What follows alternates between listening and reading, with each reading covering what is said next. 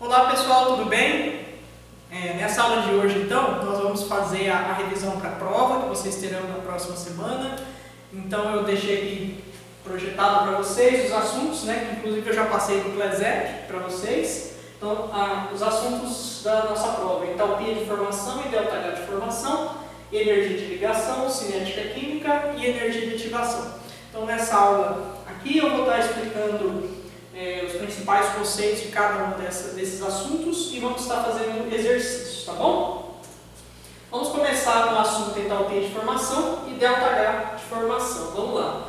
Só recapitulando os conceitos básicos dessa aula. Primeiro, entalpia de formação. O que seria? É o calor liberado, absorvido na formação de uma outra substância a partir de substância simples no estado padrão. Exemplo aqui eu coloquei o carbonato de cálcio, na sua reação. Então vamos lembrar que variação de entalpia é entalpia do produto menos entalpia do reagente. Observando esse exemplo, cadê o nosso produto? O produto está aqui e o meu reagente está aqui. Então, ΔH, entalpia do produto. Então será o quê? A entalpia de cada um dos elementos que compõem cada um dos produtos somados, menos, de acordo com a fórmula, a entalpia do reagente, ou seja, a entalpia do KO3. E aí, fazendo esse cálculo aqui, eu chego no resultado então, de variação de entalpia. Vamos pegar um exemplo aí. Eu peguei o exercício 4 aí dessa apostila de vocês. Diz assim, considere as entalpias de formação em quilojoules por mol no estado padrão. Aí foi dada a entalpia de duas moléculas. Pergunta-se, calcule a variação de entalpia, ou seja, ΔH, da reação representada pela equação. Então foi dada essa equação aqui e a gente tem que calcular o ΔH dessa reação. Então vamos lembrar, variação de entalpia é igual a entalpia do produto menos entalpia do reagente. Então para eu achar a entalpia, para eu resolver esse cálculo aqui, eu preciso saber quem que é a minha entalpia do produto e quem que é a minha entalpia do reagente. Olhando essa reação aqui, nós temos os reagentes representados aqui e aqui nós temos o produto. Então vamos calcular então entalpia aqui dos reagentes. Como é que eu faço? Eu vou ter que somar então a entalpia desse aqui, e desse aqui também. Então vamos lá. No exercício foi dado a entalpia dessas duas moléculas. Então lembrando aqui na primeira parte aqui do reagente, nós temos 3 vezes essa molécula. Eu sei que o valor de entalpia do MgO é menos 600. Lembrando que eu preciso multiplicar isso aqui por 3. Então 3 vezes menos 600. E aqui, alumínio no seu estado padrão, lembra que todo elemento no estado padrão, o valor de entalpia é 0. Então, 2 vezes 0 vai valer 0. Então, fazendo essa soma, essa multiplicação, 3 vezes 600 vai dar 1.800. O 0 não vou precisar nem somar, porque não vai acrescentar nada aqui. E o sinal permanece negativo. Entalpia dos reagentes, então, deu menos 1.800. Fazendo a mesma coisa agora para os produtos. Qual que é a entalpia do magnésio, no caso? Mesma situação aqui do alumínio, Magnésio, sua forma elementar, entalpia 0. Então 3 vezes 0, mais. Qual que é a entalpia do Al2O3? Foi dado no exercício, menos 1670. Então 1670 mais 3 vezes 0 é 0, então vai manter a entalpia do produto menos 1670. E aí jogando isso aqui na fórmula, variação de entalpia do produto, que eu já achei aqui, menos 1670, menos entalpia do reagente, 1800. Então, menos 1800. E aí fazendo essa soma, eu vou chegar na resposta mais 130 kJ. Tranquilo? Então, não esqueçam dessa fórmula. Variação de entalpia do produto menos entalpia do reagente, tá bom? É o principal ponto dessa aula. Vamos para o segundo assunto, energia de ligação. Vamos lá. Alguns conceitos que a gente já viu. Energia de ligação é aquela que deve ser absorvida para quebrar o molde de ligação covalente de uma substância no seu estado gasoso. Aí o exemplo é o hidrogênio, H2. Para que ocorra a quebra dessa molécula, eu preciso então de uma energia que será absorvida então por essa molécula, que nós chamamos de energia de ligação. Ao absorver então uma quantidade X de energia, essas moléculas, essa ligação covalente que une esses átomos será quebrada e vai formar então dois átomos livres, né? Que é o que nós chamamos então de energia de ligação. Nesse exemplo aqui, a energia de ligação do HH é 436 kJ, tá? E sempre lembrando, pessoal, quando eu penso na quebra de moléculas, nós vamos ter a variação de entalpia sempre representada com sinal positivo. Nós já falamos isso várias vezes em outras aulas, né? Então, sempre energia absorvida na quebra de moléculas, sinal positivo. E quando eu tenho liberação de energia, que seria na formação de uma molécula, sinal negativo da variação de entalpia. Até coloquei aqui para vocês não esquecerem. Valor positivo na absorção de energia e valor negativo na liberação de energia. Não esqueçam disso, que é bem importante. E aí, graficamente, como nós poderíamos então representar, né? Então, o H2 formou 2H. Então, o gráfico, setinha nesse sentido, que a gente fala setinha para cima, né? Que é a absorção de energia. Sinal positivo, 436 kJ. De uma forma de equação, eu estaria representando assim: H2 formando 2H, a variação de entalpia está aqui. Ou seja, foi absorvido nesse processo 436 kJ de energia por mol de ligação. Muito bem, continuando aqui, ó. De modo análogo, na formação de ligações químicas, ou seja, no processo inverso, teremos liberação de energia. Então, nós vimos a questão da formação. Agora, se fosse o contrário, se eu tivesse dois átomos de hidrogênio que vão se unir para dar origem a um H2, que seria o processo inverso, nós vamos ter o que? Na formação de uma molécula, liberação de energia, nós vamos representar com sinal, então, negativo. Ou seja, na formação do H2 foram liberados, então, 436 kJ de energia. Tá bom? Energia de ligação das reações químicas. Então, uma reação pode ser interpretada como uma reorganização de átomos, ou seja, em primeiro momento são quebradas as ligações contidas nos reagentes e a seguir são formadas ligações para produzir as novas substâncias do processo. Vamos ver o exemplo. Vamos lembrar então. Com base na tabela, calcule o calor trocado na reação de síntese do HCl ácido clorídrico, né? Então a gente tem aqui a reação da formação do ácido clorídrico e aqui nesse exemplo está sendo pedido para calcular então o ΔH. Então a gente tem aqui o exercício que forneceu a energia de ligação do HH, do ClCl e do HCl também. Vamos lá. Vamos fazer um passo a passo desse exemplo aqui para vocês. A primeira etapa da formação do HCl é a quebra então do H2 e do Cl2, certo? Então, quebra de ligações presentes em reagentes, ou seja, ligação entre os átomos de hidrogênio e depois entre os átomos de cloro. Então, lembrando, sempre no processo de quebra eu tenho absorção de energia e a absorção de energia sempre vai ser representada pelo sinal positivo.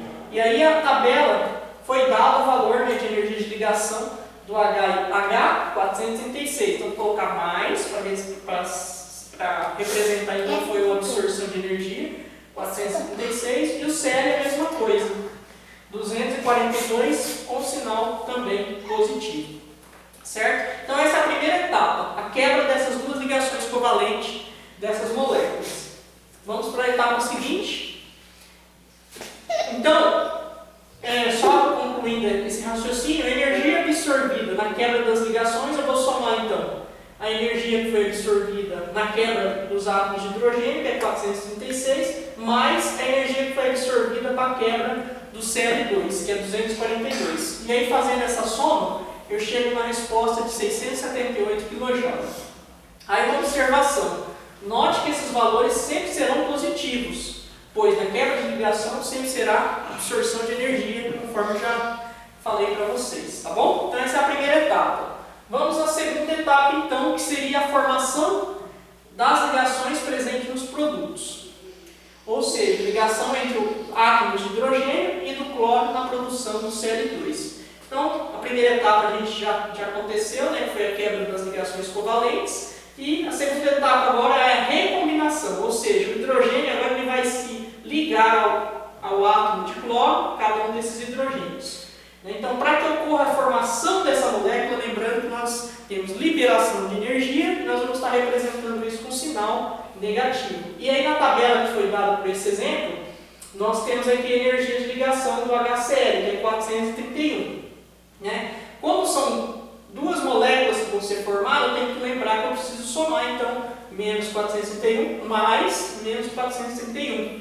E o total, menos 862, então, quilojoules nessas ligações. Aí, continuando, então, aqui, só uma observação. De modo análogo, a quebra de ligações, os valores de energia para a formação das ligações sempre será, então, negativo, conforme eu já falei, pois a energia sempre será liberada no processo. Muito bem. Perceba-se que no processo como todo temos energia absorvida, aqui, né, na primeira etapa, para quebrar essas ligações covalentes, para a quebra de algumas ligações, essa primeira parte, e energia liberada na formação de outras. Então aqui nós vamos ter liberação de energia para a formação então do HCl, que é o que nós fizemos.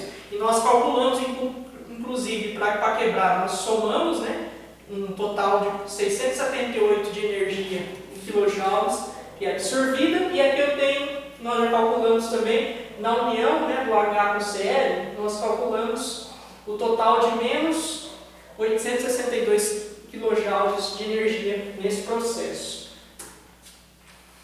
O ΔH, o que seria o ΔH? É a soma algébrica das energias envolvidas, ou seja, tanto de quebra quanto de ligação.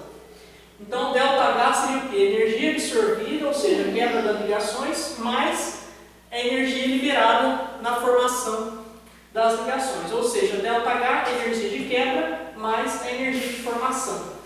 ΔH, qual que é a energia de quebra? Nós já calculamos, né? 678 kJ. Então vamos colocar aqui, mais e a energia de formação, que foi a segunda etapa que nós calculamos para unir o hidrogênio com cloro, né? Menos 862. Então mais 678 mais menos 862. E aí eu fazendo o cálculo, eu descubro então a variação de entalpia e deu, nesse caso, menos 184 kJ.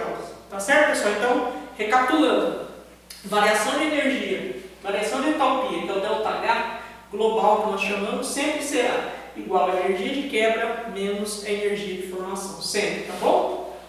Graficamente, como nós poderíamos estar representando isso? Ó, nós chegamos na resposta do ΔH global de menos 184. Lembrando, 184 é a liberação de energia. No gráfico ele vai ficar para baixo, né?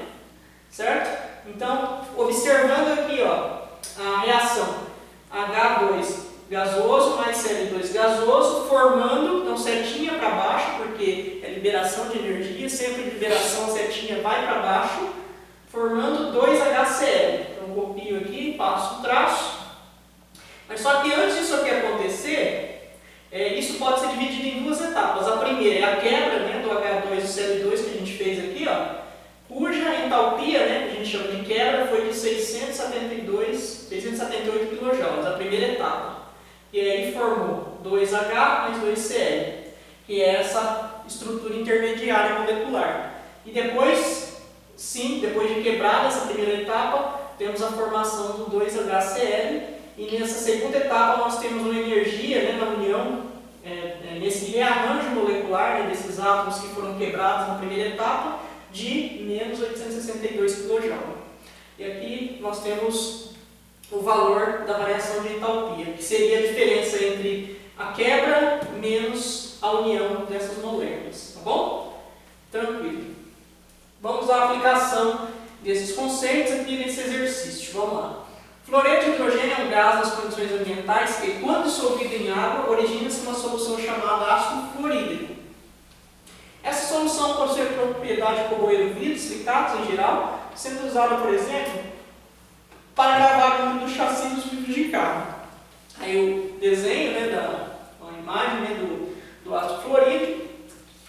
E aí considere a equação abaixo para a formação do ácido fluorídrico. Então a gente tem aqui a equação, né, de reação do ácido fluorídrico, está aqui.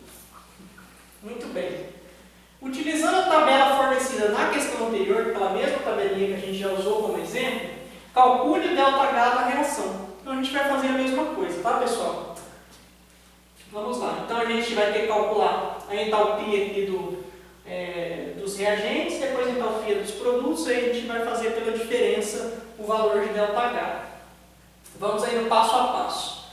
Utilizando então, desculpa, aqui então nós vamos calcular o valor da quebra das ligações e da formação das ligações. Lembrando que aqui a gente tem reagentes e aqui a gente tem o produto. Então vamos lá, passo a passo. Podemos imaginar que para que ocorra a reação, inicialmente devemos quebrar as ligações. Hidrogênio, hidrogênio, flúor, flúor. Lembra, na primeira etapa, né, quando a gente tem uma reação, primeiro tem que quebrar as ligações covalentes envolvidas nos reagentes. Então vou quebrar a ligação covalente hidrogênio, hidrogênio, flúor, flúor. E aí eu vou consultar na tabela qual que é a energia envolvida na ligação hidrogênio, hidrogênio. 436, certo? Então vou colocar aqui, ó. E qual que é a energia envolvida na ligação flúor-flúor? 154. E aí, para eu calcular o valor de energia envolvida aqui nos reagentes, eu vou somar as duas, ó, a energia do HH e a energia flúor-flúor. Somando deu 590 kJ. Ok. E depois disso, os átomos vão se reorganizar para formar o fluoreto de hidrogênio. Isso, aqui ó, o ácido fluorídrico, né? Mas só que lembrando que a gente tem dois ácidos fluorídricos. Então, qual que é o valor da ligação hidrogênio e flúor? Foi dado na tabela também, 564. Mas lembrando que não são duas moléculas desse ácido fluorídrico, eu tenho que multiplicar isso duas vezes esse valor.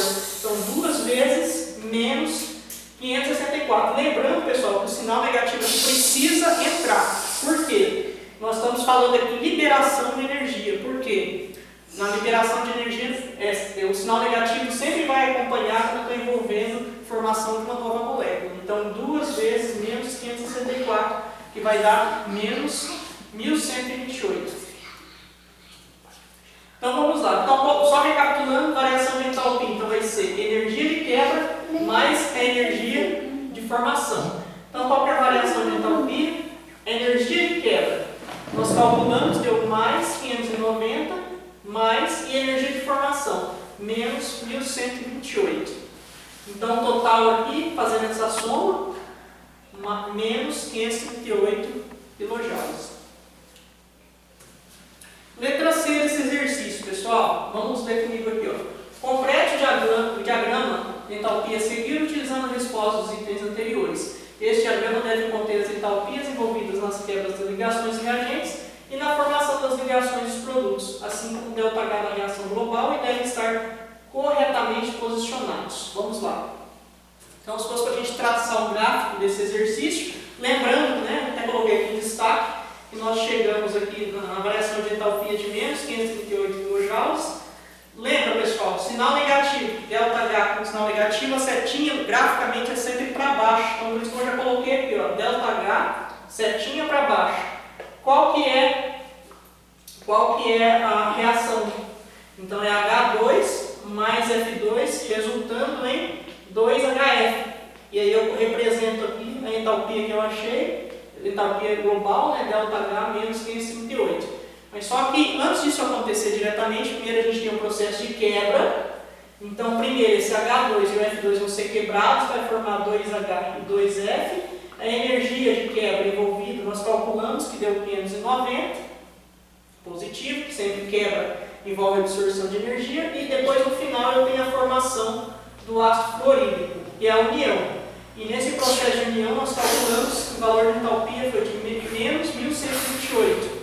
Então está aqui calculado. Então dessa forma que eu graficamente represento essa reação então, de quebra e formação de molécula. Vamos para o próximo assunto aí, ó, cinética química, velocidade média. Aí alguns conceitos importantes para a gente recordar. Uma transformação química ela pode ser representada genericamente pela equação a seguir. Então sempre botei reagentes dando origem a produtos. Então um exemplo aí que a gente acabou de fazer, né? Os meus reagentes H2, Cl2 dando origem ao produto, que nesse caso dessa reação aqui foi o ácido clorídrico. Graficamente, a gente sempre vai ter assim, uma reação, um produto e um reagente, certo? O produto ao longo do tempo ele vai sendo formado, ou seja, sua quantidade aumentada ao longo do tempo, e em contrapartida o reagente ele vai sendo consumido. Então, à medida que o tempo passa, eu tenho uma menor quantidade desse reagente. Vamos usar um exercício aí de exemplo para vocês. O gráfico mostra a variação da quantidade de 3 substâncias ao longo do tempo durante uma reação química. Então, eu tenho 3 reações, cada uma delas representadas por uma cor. E aí o exercício pede, indique qual é a equação química coerente com o gráfico acima. Então vamos observar, pessoal. Ó, lembra que eu falei para vocês, eu acabei de falar, né, que na reação química sempre o produto ele vai sendo formado, então vai sendo aumentado à medida que o tempo passa, e o reagente ele vai sendo consumido. Então nesse gráfico aqui, ó, eu tenho 2 produtos e 1 reagente. Então vamos observar aqui das 3 alternativas qual delas está coerente, ou seja, está condizente com o gráfico que foi mostrado aqui. Olha, o item 1 aqui, eu tenho 1 reagente e 1 produto, não está coerente com o gráfico. Número 2, eu tenho 2 reagentes e 1 produto.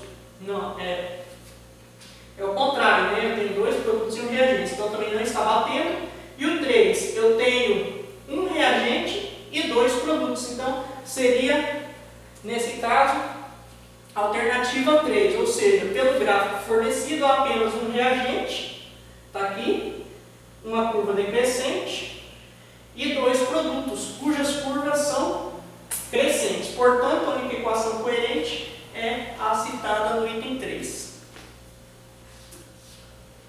Ok. Exercício 2. O gás metano, também conhecido como biogás, o gás do lixo, é uma fonte de energia menos poluente que a gasolina e o óleo diesel, sendo utilizado em várias cidades como combustível em veículos de transporte público. No interior do motor, o metano sofre combustão de acordo com a seguinte equação aqui. Então foi dada essa equação. Sabendo que no motor foram consumidos 2 mol desse combustível em 10 minutos, calcule a velocidade média de consumo de metano em mol por minutos. Então, como é que a gente vai achar a resposta aqui? Nós vamos ter que lembrar que a velocidade sempre será igual à quantidade de mols que foram consumidas ao longo do tempo. Nesse caso, o exercício está falando que foram consumidos 2 mol em 10 minutos. Então, quantidade de mol, de molécula, no caso é 2 dividido pelo tempo. Então, 2 mol dividido por 10, a resposta 0,2 mol por minuto. O B. A velocidade média de consumo do oxigênio em mol por minuto. Então aqui nós temos que observar a relação entre as moléculas na reação química.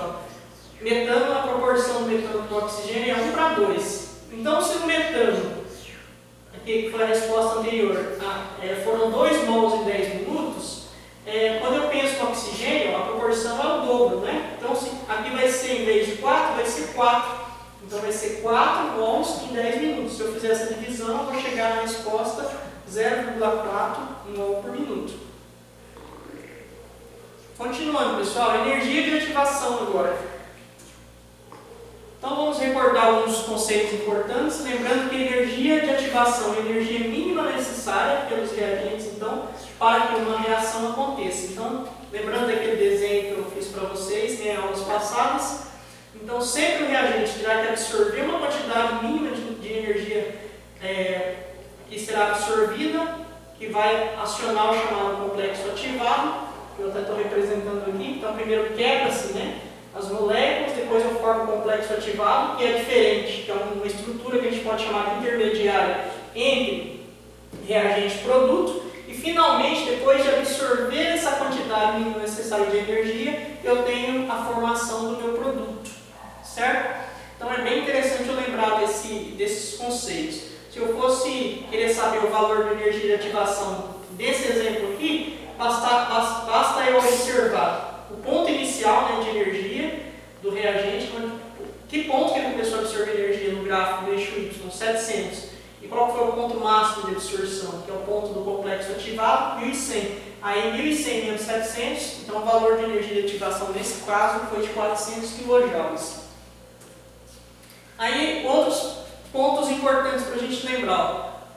No estudo de transformações químicas, há um modelo para explicar a ocorrência de reações químicas. De acordo com esse modelo, para que uma reação ocorra, deve haver, primeiro, colisão de moléculas, já falamos isso, uma geometria ideal de colisão para a formação do complexo ativado e energia suficiente para superar essa energia de ativação.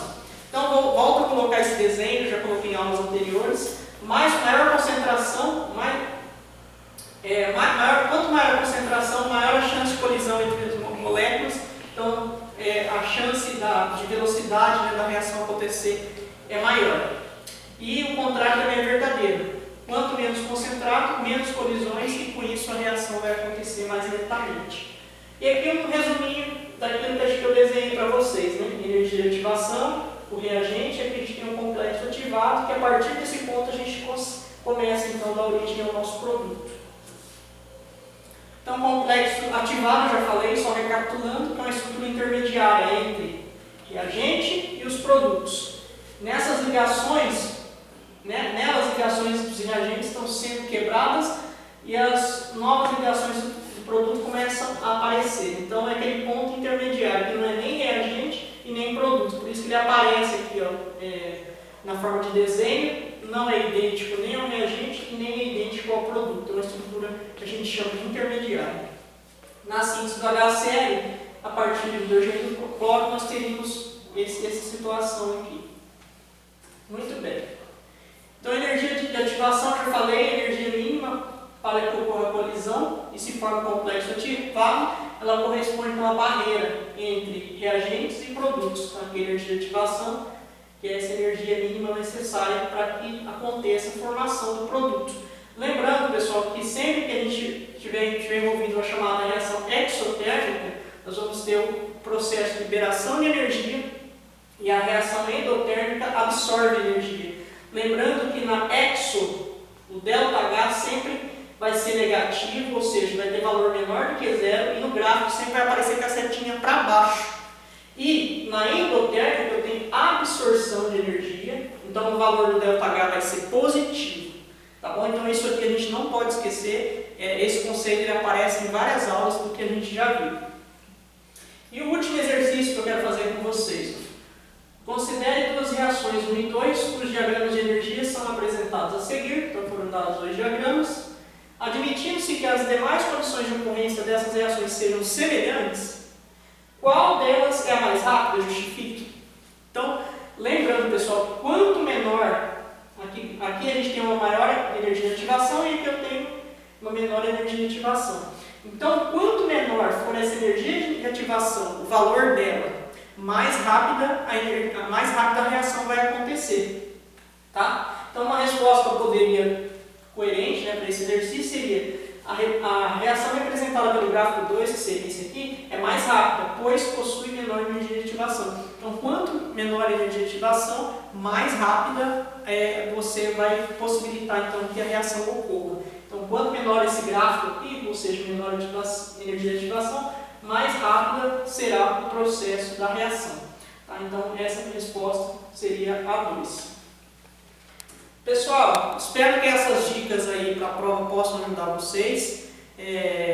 Qualquer dúvida, né, na quinta-feira a gente vai ter aula ao vivo com vocês, a gente pode tirar outras dúvidas também. Bons estudos e eu espero que vocês possam fazer uma boa prova na semana que vem. Estou à disposição, tá bom? Um abraço.